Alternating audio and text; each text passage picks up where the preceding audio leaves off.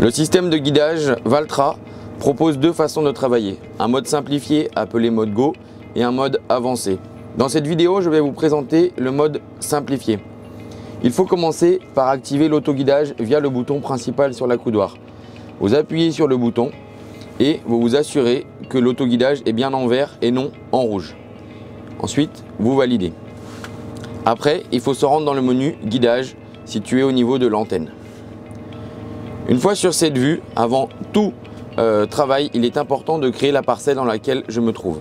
Je clique sur champ non sélectionné, puis je fais plus pour ajouter une parcelle. Ici, le champ dans lequel je me trouve s'appelle le galtoir. Une fois ma parcelle créée, je suis alors en mesure de commencer à programmer mon autoguidage. Je clique n'importe où sur la carte. Apparaît le mode Go. Il me suffit d'appuyer sur le bouton Go, puis de régler mon outil. Ici, j'ai un outil qui fait 4 mètres en valeur commerciale, mais 3,95 m en valeur réelle de travail. Donc, je renseigne cette valeur. Ça m'indique alors une largeur de ligne tous les 3,95 m et je ne vais pas rajouter de chevauchement puisque j'ai une qualité de signal suffisante. Je valide. Vient ensuite la possibilité de créer différents types de lignes. La ligne nommée AB, la plus utilisée. Une ligne courbe si vous avez un champ qui n'est pas parfaitement droit. Et une ligne avec un cap pour laquelle il faut que je définisse le point de départ et le cap à donner à la ligne. Pour cette vidéo, je vais utiliser la ligne AB, celle qui est la plus récurrente. Je valide. Vient alors la possibilité de créer un point A. Avant de créer ce point A, je vais mettre en place mon coloriage.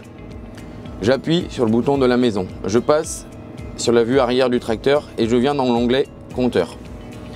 Depuis cet onglet, je m'assure que le compteur 1 est bien validé, c'est-à-dire qu'il n'est pas sur pause mais bien sur le bouton rouge, et je définis un facteur déclencheur du coloriage. Dans mon cas, je vais prendre le relevage qui se baisse. Quand tout ça est validé, je reviens dans l'onglet guidage, je rappuie sur l'écran, je m'assure aussi que le bouton en haut est bien basculé vers la gauche et je peux poser mon point A puisque je suis dans ma ligne de travail que je veux prendre pour le reste de mon champ. Je pose le point A et je mets ma machine en route. Et vous voyez se créer à l'écran ma ligne AB en blanc, mon coloriage en vert. J'ai 10 mètres minimum à faire dans l'axe que je souhaite travailler. Je vous conseille d'attendre un petit peu et de créer une ligne la plus longue possible, donc c'est-à-dire de 50 mètres.